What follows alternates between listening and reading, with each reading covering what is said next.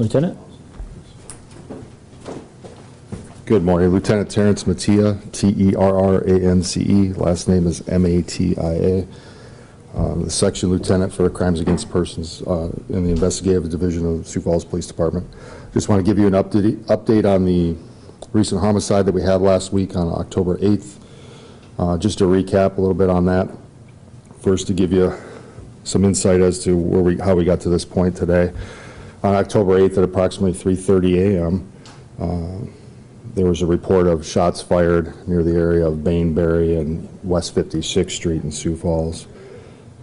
As a result of that, officers started responding to that area, and then a report of a crash occurred, a crash of one vehicle crash near the intersection of 57th and Marion shortly thereafter. Responding officers located the driver of that vehicle and the victim of the homicide, Clay Stubbs, with a date of birth of 4/28/1984. He was located outside of his vehicle. At that time, he was alive.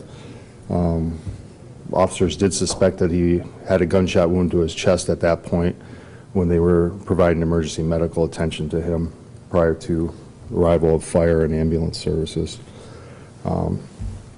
He was immediately transported to the hospital where he went underwent emergency medical procedures.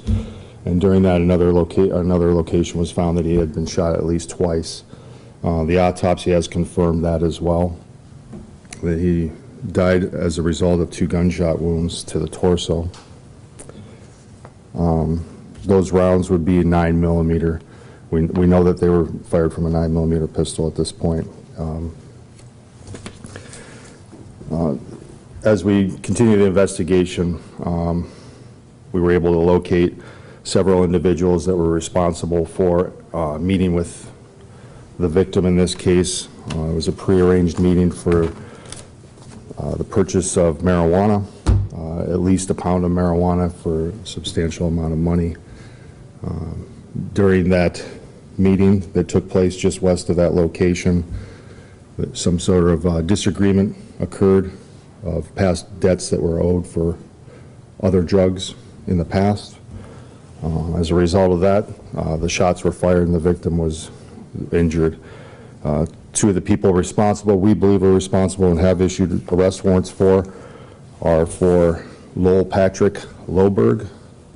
His first name spelling is L-O-W-E-L-L, middle of Patrick with the common spelling. Loberg is L-O-B-E-R-G.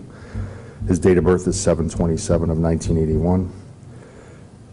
He is currently not in custody at this time, and he's somewhere in the state, and the Fugitive Task Force is aggressively looking for him to serve this warrant to get him into custody.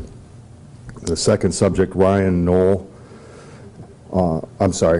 Loberg will be in custody. Adlin is who we're looking for still, so I retract that.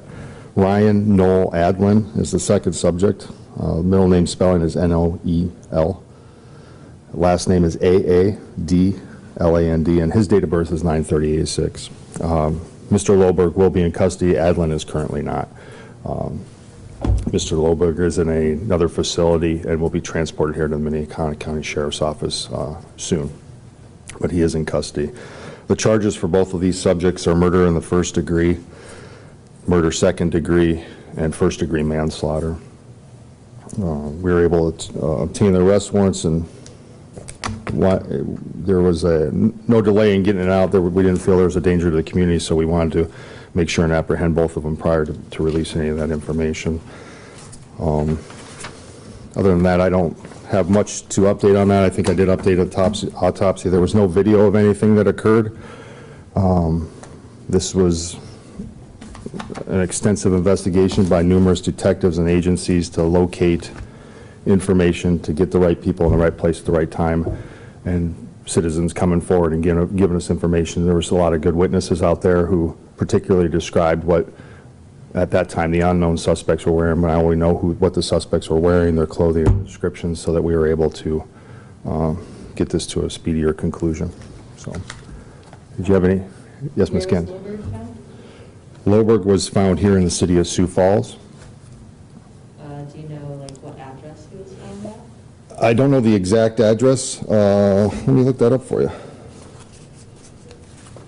I would say, I'm going to say the 5600 block. No, that would be incorrect. 5400 block of West 56th Street. So where the shooting occurred? No, actually, no. The shooting took place just west of there, closer to Bainbury, not at that location. You said no danger to the public. Nope. Right now, and I'm not going to, the information we have on Mr. Adlin is there's a presumption they know where he's at. They're currently attempting to apprehend him, and I'm quite confident that the Fugitive Task Force will apprehend him. They're experts at what they do in getting people into custody, so I don't believe there's a danger to the public. These folks were all known to each other. They had prearranged and met. They have done that on numerous occasions prior to this for the same type of activity and transactions, so I don't see that it's a danger for the public at this time. So was it a drug rip or was it something else? It was, I think, and what you'll find when you read the affidavit as well, is there was money owed for previous transactions. And I think there may have been some consternation for that that money hadn't been paid. Just so happens it was a similar amount in a transaction that took place on this occasion at the time of the shooting. So not a drug rip, but involving a drug deal? Yes, just a drug deal, drug transaction, yep. Okay. And which facility is Lilburg in right now? Right now, he's in the state pen, and he'll be transported down here shortly to the Minnehaha County Jail. Have you recovered that gun at all yet? Have not recovered the firearm yet. However, we do have, there's several items of evidence that were left behind, obviously, some shell casings and bullets and things like that. A vehicle was struck, not involved vehicle, someone whose vehicle was parked next to the victim's car at the time of the shooting. A bullet did hit that, and we do have recovered that. So we have plenty of forensic evidence and things that will help us with the science of it. And then were there any other drugs in the car or was it just the marijuana? Yep, there was methamphetamine in the vehicle as well. And then just to specify, the victim was the one purchasing the drugs, not selling. Excuse me? The victim was purchasing the drugs, not selling the drugs. No, he was selling the drugs. He was selling them to Yep. to that shop. Okay. Yep. And as the affidavit says, I'll say it again, it was about a pound of marijuana is what the arrangement was for. Okay. And you said he was picked up on 53rd Street, 5400 block of 53rd, is what you said? 5400 block, Sorry. no, 5300 block of West, 5400 block of West 56th Street. Thank you. Yep. A lot of 5s and 6s and 3s in there. Anything else? I'm an open book today, so. Just as far as timeline, was the victim shot and then got into his car, or was he shot in the car when the shots were fired? Do you know that at all? He was shot inside of the vehicle. One of the suspects, which I won't allude to because that is part of the investigation, because we still have to contact other people and interview them well. One of the individuals was in the car and the other one was standing outside of the car at the time of the shooting. Were there any weapons in the car or with them? Yes. Did he shoot back at him then? No. All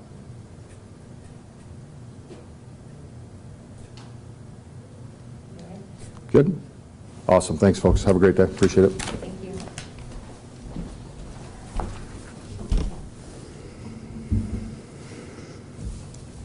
All right, not a whole lot on the log. The aggravated assaults, the first one, we had a guy that, victim, went to the hospital. That was about that actually happened a little before that, I believe. This was in the 4200 block of East 12th Street. We had initial call about 1:50 a.m.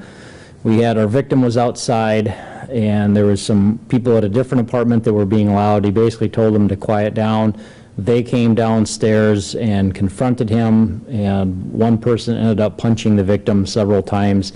Initially, the victim said he was fine, didn't want to do anything, and then a couple hours later, we got a call that he had some fairly serious medical problems and ended up going to the hospital. So no arrests have been made. We've got some information to follow up on, but haven't identified a suspect as of yet. So in the last update in the report, Sounds like it was serious but non-life-threatening injuries. How many people were, Well, we had the victim, his wife, and then at least 3 other people. That's at least the initial information that we have.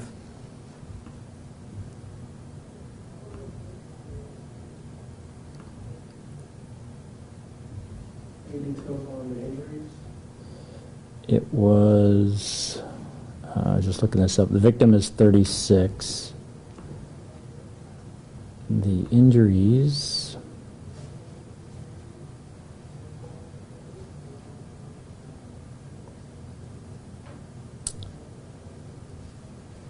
it affected his airway. I'm not a doctor, sorry. I got to go with what's in the report. But anyway, it was serious enough that the medical staff deemed it possibly non-life-threatening. He was taken into surgery, and then sounds like his condition improved. It was I guess, a relatively successful surgery, but so he's, yeah, serious condition, but he's still in the hospital. so he had approached the people with a noise complaint?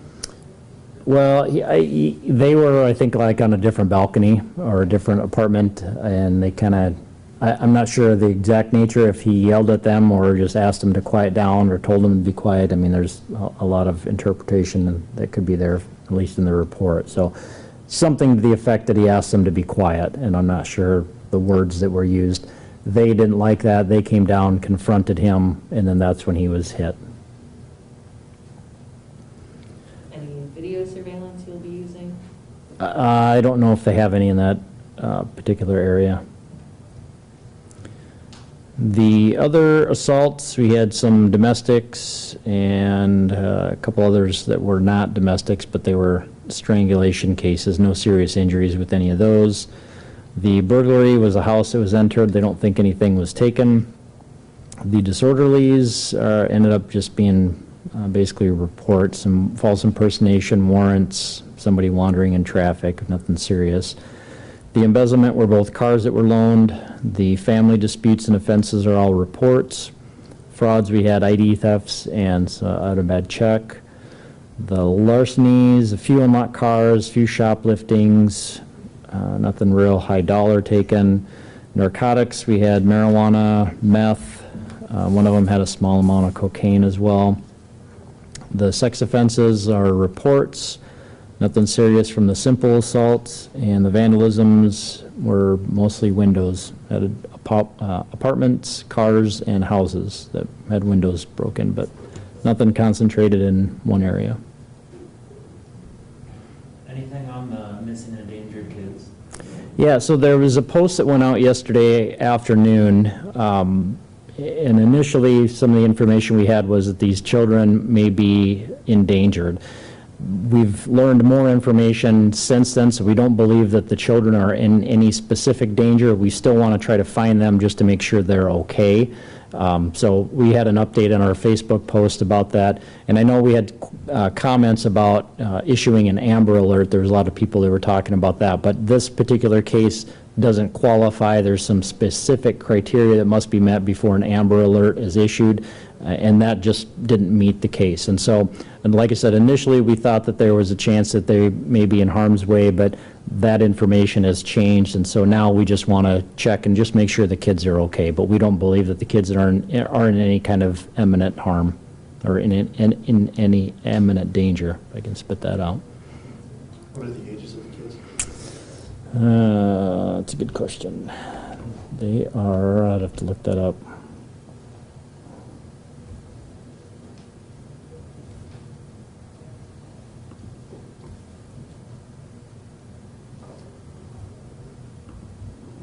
Let me try.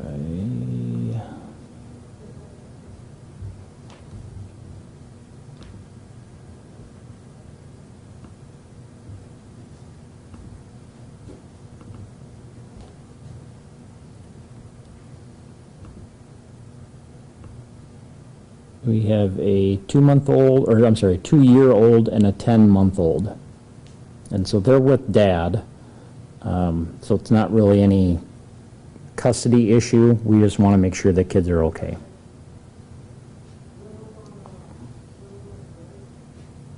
Do you have anything on the car crash at Hy-Vee on South Louise? Drove through the pharmacy door.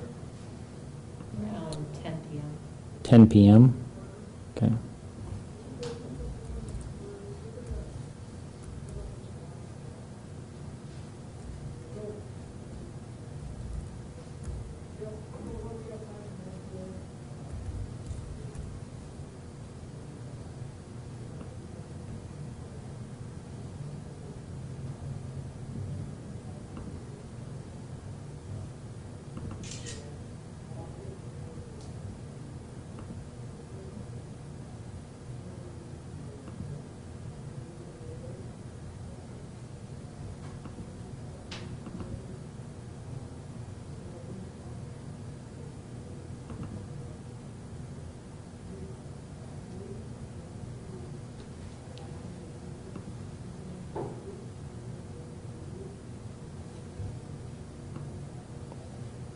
I think I found it, yeah, so 9:50 p.m.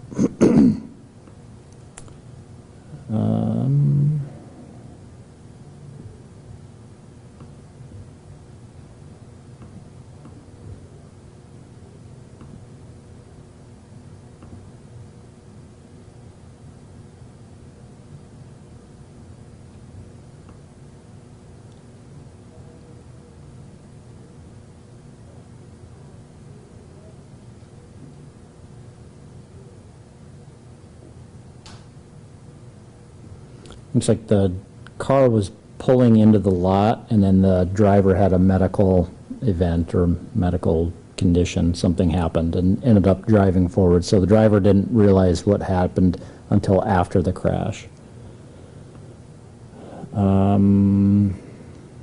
He was taken to the hospital. I don't think there's anything about injuries. Let me see if there's something here. Maybe just because of the medical event that he had that they took him to get checked out. He did not have any injury from the crash. And looks like they estimated the damage to the building at $50,000. And there were no injuries from the incident? No, they don't have anything in here.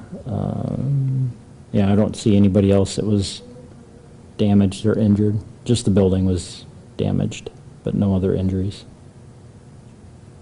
Were people still in the store? I'm guessing. Yeah, I don't know if they were specifically in that area or not. The report doesn't go into that. Are you able to give age of the victim? The driver, yeah, he is...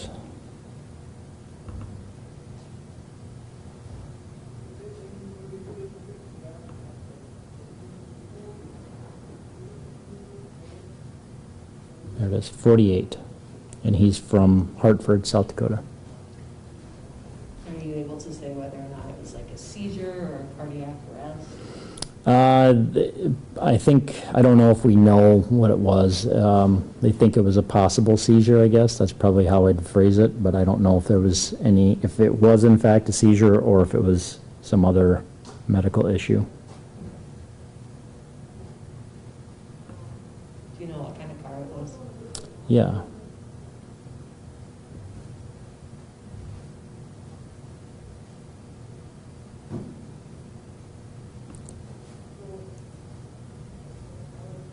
A 2011 Honda Accord.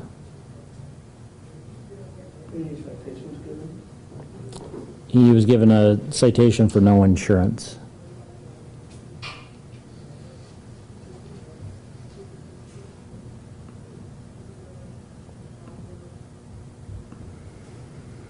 Anything else?